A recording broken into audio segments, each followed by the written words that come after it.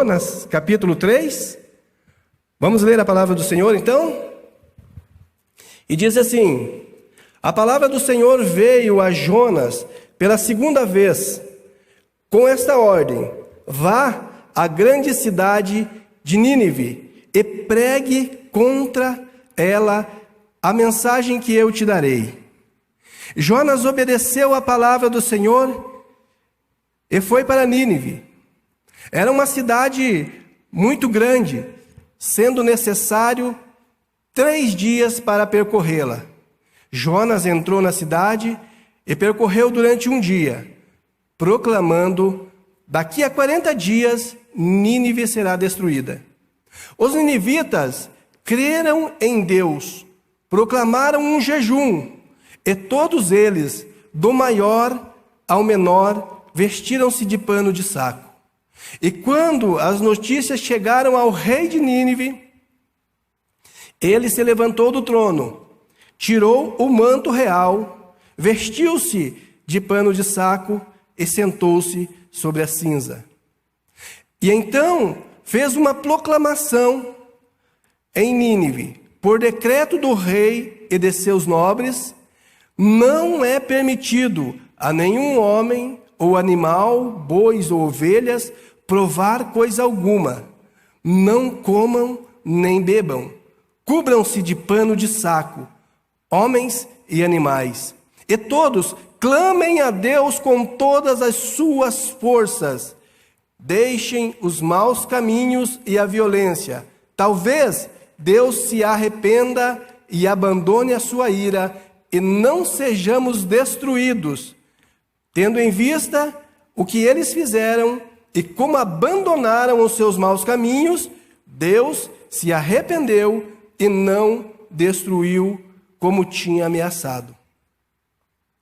Senhor, em nome de Jesus, nós te pedimos, Pai amado, que o Senhor fale aos nossos corações.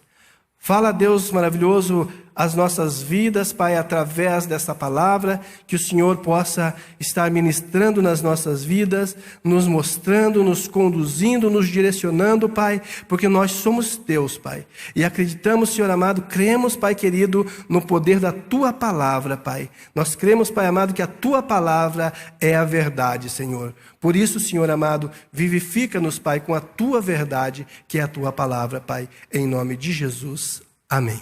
Amém? A igreja pode se assentar em nome de Jesus. Quero conversar com você um pouquinho sobre esta passagem que nós acabamos de ler aqui, mas para que nós falemos sobre essa questão aqui do jejum que a cidade de Nínive apregoa, né? Pastor Bira começou falando a semana passada acerca de jejum, e ele usou a parte que Jesus está no deserto, lá em Mateus 4, e ele falou exatamente sobre aquele momento em que Jesus fala que nem só de pão viverá o homem, mas também de toda a palavra que sai da boca de Deus. Então o pastor Bira trabalhou em cima disso, falando desse jejum, e ali ele mostrou, na verdade, como que foi isso para Jesus. Hoje, a minha intenção com você é nós pensarmos alguém que está no contraponto disso tudo. Porque os ninivitas, eles eram pagãos. Eles não reconheciam Deus. Então, nós vamos ver como que isso funciona. Mas para que nós chegamos até essa passagem que nós lemos, nós temos que dar uma refletidinha aqui na história do Jonas. Então, o Jonas é aquele profeta que Deus fala para ele que ele tinha que ir pregar na cidade de Nínive, e Deus fala para ele que a mensagem que ele precisava pregar em Nínive não era uma mensagem de cunho evangelística, não, ele tinha que pregar uma mensagem que era de destruição, de juízo, na verdade. Então, Jonas, ele, com temor do que ele deveria fazer, dessa missão que Deus incumbia ele aqui, em vez de ele ir para Nínive inicialmente, ele compra uma passagem e ele tenta ir para uma outra direção. E então ele embarca em um navio para fugir dessa missão, para fugir dessa responsabilidade que Deus estava colocando sobre a vida dele. Mas quando Jonas está em alto mar já, vem uma grande tempestade sobre aquele navio. E aqueles marinheiros experientes ali estavam entrando já em certo desespero, porque eles não conseguiam, né, controlar mais o seu navio, e eles estavam vendo que eles iam naufragar. Então esses homens e Jonas, por incrível que pareça, gente, em meio a essa tempestade que estava acontecendo, ele estava dormindo no porão do navio. E aí, esses marinheiros, eles resolvem lançar sortes para ver de quem que era a culpa, ou seja, por que isso estava acontecendo? Porque eles estavam passando por tão grande dificuldade.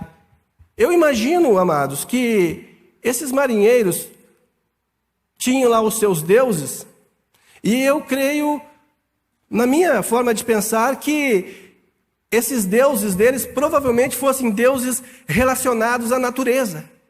Porque de onde que vem ali esse start deles? Vamos buscar a causa disso no Deus de alguém aqui. O Deus de alguém que está nesse navio está fazendo com que a natureza se volte contra nós, e o nosso navio está prestes, a nossa embarcação, o nosso navio está prestes a naufragar. E aí eles lançam sorte. E a Bíblia não deixa como que foi, não deixa explicado para nós como que foi esse lançar sortes aqui. Eu não sei se eles tiraram no par ou ímpar, eu não sei se eles tiraram no palitinho, na madeirinha maior ou menor, não sei como que eles fizeram isso. Mas a verdade é que quando eles lançaram sorte, a sorte cai sobre o Jonas. E aí esses marinheiros, eles vão até o Jonas e eles começam a indagar. Quem é você, verdadeiramente? E aí Jonas fala, olha, eu sou judeu, né? Sou hebreu. O meu Deus é o Deus criador do céu e da terra. E essa tempestade, na verdade, o que está acontecendo aqui é por minha culpa. E aí aqueles marinheiros tentando ali achar uma solução, e o Jonas vai além, ele fala para eles, olha, vocês querem resolver essa solução? É muito simples. Basta vocês pegarem e me lançarem ao mar. Se vocês me lançarem ao mar, essa tempestade vai cessar. E a palavra de Deus diz que isso foi o que aconteceu. Eles pegaram o Jonas e eles lançaram Jonas ao mar. E a palavra de Deus diz que esses homens, que não eram tementes ao Deus, ao nosso Deus, eles falam, eles oram e eles fazem sacrifícios depois, porque eles não queriam carregar o sangue inocente do Jonas sobre as costas deles. Então, Jonas é arremessado, né, no mar, e aí a palavra de Deus diz que um grande peixe veio e engoliu Jonas. E muita gente fica discutindo se foi baleia, outro diz que não pode ser baleia. Eu vou dizer para você, para mim não me interessa. Interessa que a palavra de Deus diz que um grande peixe engoliu Jonas, então para mim um grande peixe engoliu Jonas e ponto. E Jonas fica 3 dias dentro do ventre deste peixe. 3 dias dentro do ventre desse peixe. Alguém aqui é pescador? Ninguém pesca aqui, tem um pescador lá. Mas quem já limpou um peixe? Você já pegou um peixe, já limpou o peixe, quem mais? Me diz uma coisa, é agradável aquele cheiro que sai ali das entranhas do peixe quando você está abrindo ele? Não é muito não, né?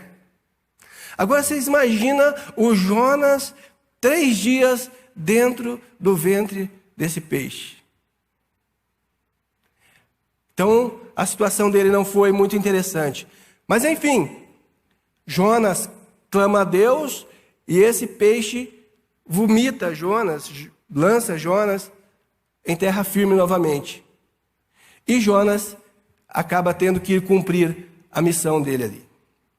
E aí, mas antes da gente a entrar mesmo no texto aqui, a gente precisa compreender por que o Jonas também não estava tão afim de cumprir essa missão. Porque eu vejo as pessoas até falar que o Jonas era covarde, que o Jonas era medroso, que ele era um fujão. Mas eu acho um tanto injusto a gente pensar algumas coisas, levantar algumas hipóteses sobre a vida do Jonas, porque nós conhecemos o desfecho da história. E aí não vale, né? Porque daí é ser profeta de fatos passados. Nós já sabemos o que aconteceu, nós já sabemos que o Jonas não ia morrer dentro daquele peixe, nós já sabemos que ele não ia morrer na mão dos ninivitas, mas o Jonas não sabia isso quando ele foi incumbido dessa missão.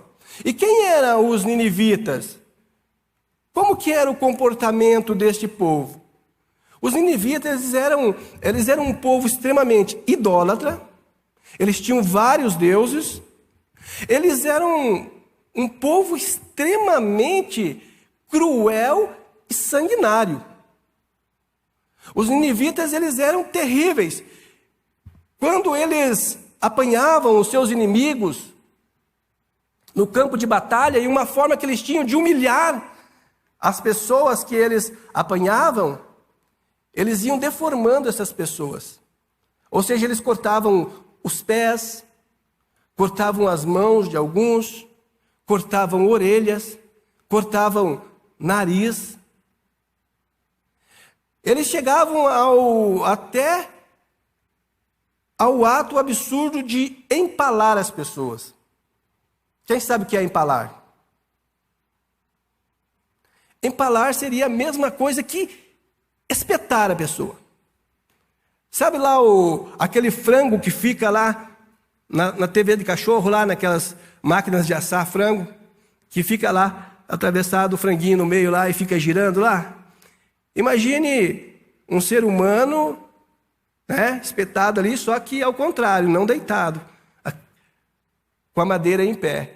E os ninivitas, eles empalavam os seus adversários que eles matavam, e eles faziam buracos e enterravam aquela madeira, e aqueles corpos ficavam ali expostos, para que todo mundo que passasse por aquele lugar soubesse que ali tinha passado um exército ninivita, que ali tinha passado pessoas daquele povo. Então, quando a gente olha para a vida do Jonas e a gente pensa ele como um fujão, como um covarde, a gente talvez esteja sendo um tanto que injusto com Jonas. Porque esse povo era realmente muito terrível. E a mensagem que o Jonas tinha que pregar era uma mensagem que era desafiadora, porque ele tinha que chegar lá e falar assim: olha, em 40 dias vocês serão destruídos. Não vai sobrar nada aqui, vocês vão morrer. Eu imagino Jonas pensando na cabeça dele: o que será que eu vou perder? Será que vai ser minha orelha? Será que vai ser o meu pé, minha mão? Mas agora eu tenho que ir, né? Deus já está me mandando pela segunda vez. Quando as pessoas dizem para mim que o Jonas, ele era covarde, eu acho que ele não era, gente. Porque se o Jonas fosse um cara covarde, ele não tinha saído de dentro daquele peixe vivo, não. Ele teria desistido de viver ali dentro, porque ficar 3 dias na entrada de um peixe não é para qualquer um. Quando ele começou a clamar a Deus, eu creio que esperança veio para ele. E ele não desistiu, e ele ficou ali, até ser lançado fora. Mas por que eu estou fazendo toda essa conversa aqui? Para a gente entender realmente qual era a missão verdadeiramente de Jonas, qual era a dificuldade dessa missão. E aí nós vamos compreender o resultado final disso. Sabe, quando nós pensamos, é muito fácil nós analisarmos hoje a situação do Jonas. Se quando você fosse sair nessa noite, ali na porta, e ali estivesse o pastor titular da igreja aqui, e ele falasse para você assim: fulano, Eu quero que você vá pregar a palavra de Deus lá no Iraque. Quantos aqui aceitaram o desafio de pregar a palavra de Deus no Iraque? Ninguém? Mas por quê? O Iraque hoje seria onde era, atualmente o Iraque hoje seria onde era Nínive. E lá nós temos um povo também que segue a Maomé, que segue a Alá. E se você ir pregar o evangelho lá também, é complicado. Então eu acredito que nós não podemos pensar que o Jonas era um covarde, se nós também não temos, talvez, coragem de assumir esse desafio, né? Então eu estou tentando aqui livrar a barra do Jonas um pouquinho também. Mas, amados, enfim, quando nós chegamos aqui nessa passagem, que nós lemos, e que ele aceita, né? Ele entende, na verdade ele não aceita, Deus impõe para ele ali, e ele vai lá pregar a palavra, ele vai pregar aquela mensagem que Deus tinha ordenado a ele, e a cidade era uma cidade que gastaria 3 dias para que ele atravessasse a cidade. Mas com apenas um dia Jonas pregando, a cidade já veio a se arrepender. Caiu a ficha daquele povo terrível, cruel, sanguinário, que aquela palavra que vinha daquele profeta era realmente de Deus. Um temor veio sobre aquelas pessoas. E aí eles resolvem apregoar o jejum. E eles proclamam ali que todos deveriam jejuar. Ou seja, era um jejum completo e onde todos deveriam participar, sem exceção. Diz ali, dos mais idosos aos menores, até os animais. Então esse povo levou muito a sério a questão do jejuar por uma causa. E tem 4 princípios que essas pessoas acabam utilizando aqui nesse ato, que eu queria compartilhar com você nessa noite, que talvez possa te ajudar a quando você também entrar numa batalha, a quando você também se propor a um jejum, como nós estamos nos propondo nesses dias todos aqui. Quem está participando? Quem está envolvido no jejum? Aleluia. E se você não está, eu te convido a estar. Uma vez por semana, você não precisa jejuar o dia todo, você pode escolher aquilo que Deus colocar no teu coração. Mas comece a jejuar, nós estamos jejuando aqui neste culto por causas impossíveis. Por aquelas situações que não há saída aos olhos humanos. Mas nós estamos jejuando, crendo que Deus irá manifestar o seu poder e que bênçãos irão acontecer, maravilhas vão começar a acontecer no nosso meio e nós cremos nisso. Nós cremos que esta é uma causa que Deus nos chama para abraçar e eu te convido, então você que não está participando, sinta-se convidado em nome de Jesus a estar fazendo parte desse exército que está envolvido nesse momento de jejum, nesse tempo de busca. E o povo aqui de Nínive, ele se propõe a jejuar. Mas existem esses princípios que eu estou te falando, e o primeiro princípio que eu quero falar para você, ele está no versículo 5, aonde diz assim, os ninivitas creram em Deus e proclamaram um jejum. Os ninivitas creram em Deus e proclamaram um jejum. E todos eles, do maior ao menor, vestiram-se de pano de saco. Então o que os ninivitas fizeram? Eles creram. Assim como eles creram na palavra do profeta Jonas, que haveria uma destruição sobre aquele lugar, eles também creram que Deus, esse mesmo Deus, poderia mudar a história, mudar a situação. Assim como eles creram que poderiam ser destruídos, eles creram que eles poderiam ser absolvidos também. Por isso eles entram nesse propósito com esse entendimento. Nós estamos crendo, só que nós não estamos falando aqui de um povo que é da igreja, nós não estamos falando aqui de um povo hebreu, nós estamos falando aqui de um povo que era pagão, de um povo que não tinha relacionamento com Deus.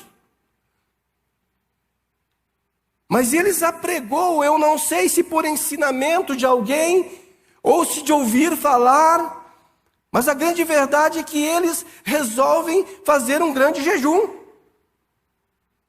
E eles, crendo no poder de Deus, crendo na manifestação de Deus, que algo sobrenatural estava para acontecer naquele lugar. A destruição já seria algo sobrenatural. Mas eles creem que algo sobrenatural, de forma positiva, de livramento, poderia acontecer sobre a vida deles. E então eles se colocam na presença de Deus. Quando nós pensamos nessa questão do crer, amados, o cristão, na vida do cristão, tudo com relação a Deus vai passar pelo propósito do crer.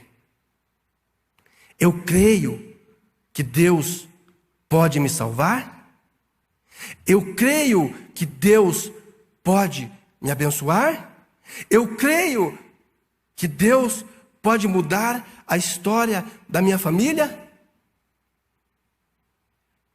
E se nós lermos na palavra de Deus, vão ter vários versículos falando sobre essa questão do crer, mas tem um que eu amo, e hoje à tarde eu estava no culto da tarde aqui, eu ouvi ele também, e ele é muito lindo, que está no livro de João, no capítulo 11, no versículo 40, onde Jesus fala para Marta, ele fala assim, ó, se creres, verás a glória de Deus. E eu quero dizer para você essa noite também, se você crer, você verá a glória de Deus. Eu ouvi um amém? Amém. Se creres, verás a glória de Deus. Essa passagem, quando Jesus está falando para Marta, gente, é quando Jesus vai lá para ressuscitar o Lázaro. E ele está falando, Marta, se você crer, você vai ver a glória de Deus. E aquele dia aconteceu a grande manifestação. Jesus chegou lá e ele chamou aquele homem que estava morto para vir para fora, e Lázaro ressuscitou. E Marta creu e viu.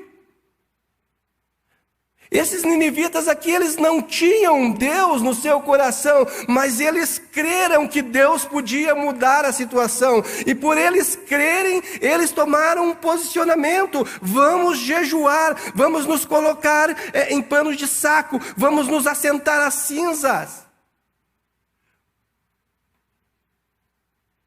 E eles tomam esse posicionamento, e nós, lendo aqui, nós vimos que o resultado final é positivo. Amados, tem lutas, tem batalhas que nós precisamos combatê-las diretamente no mundo espiritual. E o jejum é uma grande ferramenta.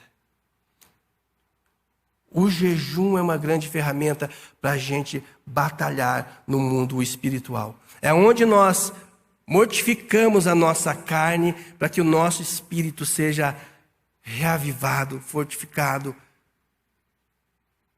E é onde nós podemos ver resultados. Veja bem, eu estou falando aqui de um povo que não temia Deus. Imagina você que é filho e filha de Deus. O que não pode acontecer na tua vida? O que não pode acontecer se você começar a se posicionar na presença do Senhor com relação a isso? Você que está aí na sua casa, de repente você não está podendo participar dos cultos, mas você pode oferecer o seu jejum ao Senhor, você pode invocar a glória do Senhor para dentro da tua casa também. Amados, nós somos espirituais. Nós precisamos lutar essas batalhas espirituais, nós precisamos nos envolver espiritualmente, nós precisamos entrar a fundo nessas situações, nós não podemos ficar só assistindo. Você é filha, você é filho de Deus, deste Deus Todo-Poderoso. Então, o primeiro princípio que nós entendemos aqui é que para que você tenha ou pratique um jejum bem-sucedido, você precisa crer no que você está fazendo, você precisa crer que Deus está fazendo, você precisa crer que Deus irá se mover no sobrenatural. É necessário crer. Se creres, verás a glória de Deus. A segunda situação que eu vejo aqui nesse texto, e que é de extrema importância também, ela está no versículo 6, e diz assim, quando as notícias chegaram ao rei de Nínive, ele se levantou do trono, tirou o manto real, vestiu-se de pano de saco e sentou-se sobre a cinza. Agora nós não estamos falando de um cidadão comum daquele povo. Nós estamos falando do rei. E o rei, ele se despe de toda a sua nobreza, de toda a sua autoridade. Ele sai do trono aonde ele exercia poder. Ele tira o manto, as vestes de rei dele, e ele coloca pano de saco sobre a sua vida, e juntamente com o povo, ele vai se assentar à cinza também. E o que nós aprendemos aqui é que este rei humilhou-se perante Deus. Aqui é uma situação de humilhação, mas não é uma humilhação perante ao povo, não é uma humilhação perante a uma sociedade, não é uma humilhação que você faz para que outro ser humano como você veja, não, ele estava se humilhando, ele estava se prostrando a Deus e reconhecendo, eu sou rei aqui, mas existe um rei que é muito maior que eu, existe um rei que é muito mais poderoso que eu, existe um rei que realmente pode mover as coisas no sobrenatural. Sabe, este homem, este rei, ele se humilha. Então, o humilhar-se seria o segundo princípio que nós vemos aqui de extrema importância com relação a um jejum, com relação a uma causa, com relação a algo que você está buscando do Senhor. Esse rei aqui, ele não era um rei judeu, gente. Ele não tinha entendimento. Se nós olharmos na Bíblia, você vai ver várias vezes os reis hebreus, em vários momentos, se assentando sobre a cinza. Davi é um deles, que no momento ele resolve fazer um jejum, quando um dos filhos dele, o filho dele com Betseba, está doente. A palavra de Deus diz que Davi faz exatamente isso. Ele tira as suas roupas de rei, ele se coloca em pano de saco e ele se assenta ali na cinza. Era um hábito no meio do povo hebreu, do povo judeu. E eles pegavam e eles jogavam cinza sobre a sua cabeça. Era uma maneira deles escandalizarem-se ali, deles humilharem-se perante Deus. Mas eles eram conhecedores, eles tinham noção disso, eles sabiam, eles conheciam o comportamento sacerdotal que existia no meio do povo, eles conheciam a história do povo, eles conheciam o Deus Todo-Poderoso, Criador, desde o princípio, mas esse povo não, e esse rei aqui não, mas ele reconhece e ele se humilha. Mas às vezes para nós é tão difícil o ato, é tão difícil a questão de nós nos humilharmos perante o Senhor. É tão difícil o ato de nós nos despirmos daquilo que nós acreditamos, nós tirarmos aquelas roupagens que nós colocamos e que nós achamos importante, e aí nós estarmos na presença do Senhor, humilhados, Senhor, com o coração quebrantado na presença dEle. Esse quebrantamento para nós parece ser tão difícil, e talvez seja por isso que nós não alcançamos algumas coisas do Senhor. Talvez Deus esteja falando com você nessa noite, talvez Deus esteja falando com você que está aí na sua casa, que você precisa humilhar-se na presença do Senhor, você precisa humilhar-se na presença deste Deus Todo-Poderoso. Olha o que a palavra de Deus diz para nós, lá em 1 Pedro, no capítulo 5, no versículo 6, está falando assim: humilhe-se debaixo da poderosa mão de Deus, para que Ele os exalte no tempo devido. Humilhem-se debaixo da poderosa mão de Deus, para que Ele os exalte no tempo devido. É necessário, é importante que nós nos humilhemos na presença do Senhor. Nós precisamos descer como esse rei desceu. Eu não sei qual é o trono que você está ocupando, eu não sei qual é o trono que você está posicionado, mas eu quero dizer para você nessa noite: desce desse trono e vai para a cinza. Desce. Menos, bem menos. Sabe, na presença de um Deus Todo-Poderoso, as coisas acontecem, o sobrenatural se move. O pastor Bira falou aqui na semana passada uma coisa que é muito interessante. O jejum, ele não muda Deus, mas o jejum muda a nós mesmos. Mas eu quero dizer para você que o jejum, ele não muda Deus, mas o jejum move o coração de Deus. Eu acredito que o jejum move o coração do Pai. E ele olha lá e ele está vendo: o meu filho está se humilhando, ele está se colocando, se oferecendo. Ele está ali ofertando o seu corpo como sacrifício. E eu vou olhar por ele.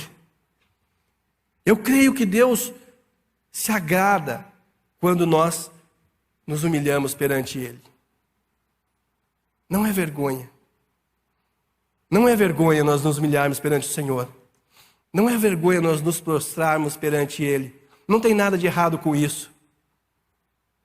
E eu creio que Deus espera ansiosamente posicionamentos desse tipo da nossa parte. A terceira coisa que eu aprendo, o terceiro princípio que eu aprendo neste texto, está no versículo 8. E ele diz assim: cubram-se de pano de saco, homens e animais, e todos clamem a Deus com todas as suas forças. Clamem a Deus com toda a sua força.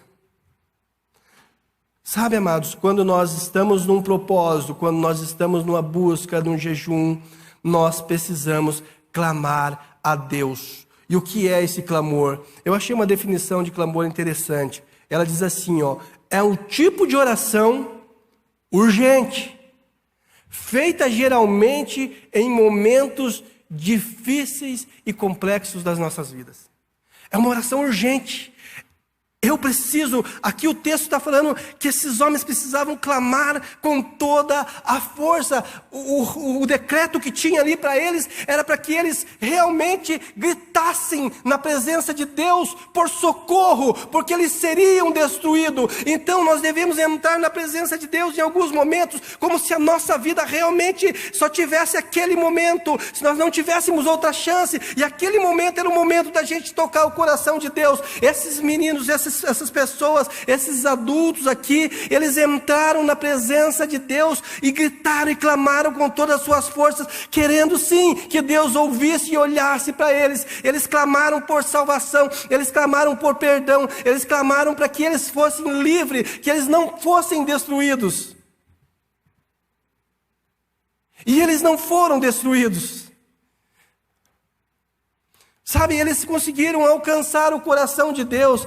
Tem alguns exemplos de clamor aqui que eu quero ler para você. Salmo 31, no versículo 22, o salmista fala assim: alarmado eu disse, fui excluído da tua presença, contudo, ouviste as minhas súplicas quando eu clamei a ti por socorro. Deus ouve a tua súplica quando você clama por socorro. Jonas, ele estava, se você voltar um pouquinho e ler aqui, no capítulo 2, no versículo 2, no momento em que ele estava dentro do peixe, Jonas faz essa oração, e disse: em meu desespero clamei ao Senhor, e ele me respondeu. Do ventre da morte gritei por socorro, e ouvistes o meu clamor. Amados, é necessário que nós, nos nossos propósitos, clamemos ao Senhor, busquemos Ele com intensidade. Apresentemos a Ele aquilo que nós estamos necessitando, sim. Se é necessário pedir por socorro, peça por socorro. Se a situação exige isso, peça, não é feio. Você está pedindo a um Pai que tudo pode, a um Deus que tudo pode, a um Deus das causas impossíveis, igual nós estamos nos propondo a jejuar neste culto, para que isso aconteça, para que aquilo que está lá na tua vida acontecendo, que está talvez travado, que talvez você está olhando e não vê a solução, vai acontecer, porque Deus é poderoso para isso. Um último versículo aqui com relação a clamor. Jeremias 33, 3 diz assim: clame a mim, e eu responderei. Eu lhe direi coisas grandiosas e insondáveis que você não conhece. Clame a mim e responder-te-ei. E anunciarei coisas que você não conhece. Deus tem coisas para a tua vida que você não tem nem noção, você não conhece, você não chegou àquele nível de entendimento ainda, mas Deus tem, basta que você clame a Ele. E os ninivitas aqui, eles clamaram ao Senhor, eles buscaram a face do Senhor. E a quarta e última situação que eu vejo aqui, quarta e última, mas não menos importante, continua sendo aqui no versículo 8, na parte B do versículo.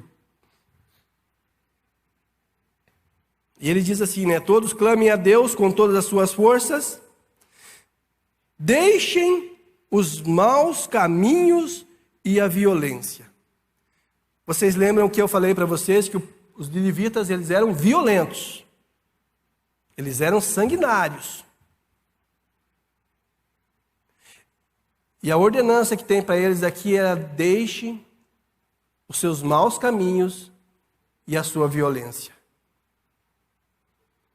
Abandonem isso, mudem de rota, arrependam-se.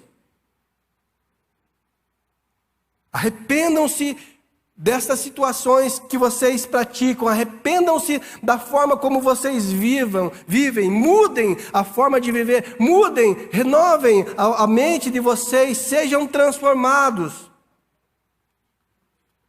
Convertam-se dos erros que vocês praticam. E esse povo, eles tinham essa carga toda nas suas costas.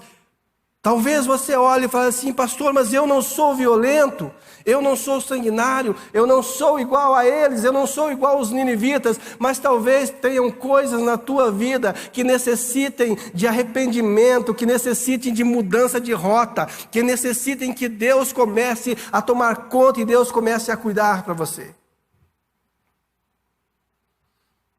Você não precisa necessariamente ser alguém que corta a orelha do outro para necessitar de arrepender-se de algo na presença de Deus. Então aqui, nesse jejum apregoado para Nínive, existiu essas 4 situações que nós falamos aqui. E o arrependimento, ela é tão importante quanto as outras. Porque se não houver arrependimento, não há perdão. Se não houver arrependimento, não há remissão. É necessário nos arrependermos daquilo que nós praticamos e que não agrada ao Senhor. Queremos vencer? Você quer vencer na tua vida? Você quer alcançar os objetivos que Deus tem para você? Arrepende-se do mau caminho. Muda a sua mente. Você que está em casa, mude a tua rota. Estar aqui na presença do Senhor nessa noite é uma bênção. Mas muitos estão perdendo essa comunhão. E talvez isso seja motivo de arrependimento também. Talvez isso seja motivo de olhar e falar assim: poxa vida, por que eu não fui cultuar ao meu Senhor nessa noite? Será que eu troquei o meu Jesus por alguma outra atividade? Precisamos repensar, amados. Arrependimento não é só por cortar a orelha de alguém, por cortar o pé de alguém, por matar alguém. Arrependimento é por tudo aquilo que me afasta de Deus. Então, os ninivitas aqui nesse jejum, e nós lemos aqui no versículo 10, diz assim a palavra: e tendo em vista o que eles fizeram e como abandonaram os seus maus caminhos, Deus se arrependeu e não os destruiu, como tinha ameaçado. O jejum desses homens pagãos acabou se tornando, na verdade, uma conversão em massa ali. E Deus realmente deixa de destruí-los. Mas o jejum deles carregava 4 princípios: o crer, o humilhar-se, o clamar e o arrepender-se. Crer, humilhar-se, clamar e arrepender-se. Então, quando você fizer um propósito com o Senhor, lembre-se desses princípios. Não são só eles, mas eles fazem parte. Eles fazem parte desse pacote. E Deus os abençoou. Deus respondeu a esse povo. Amém?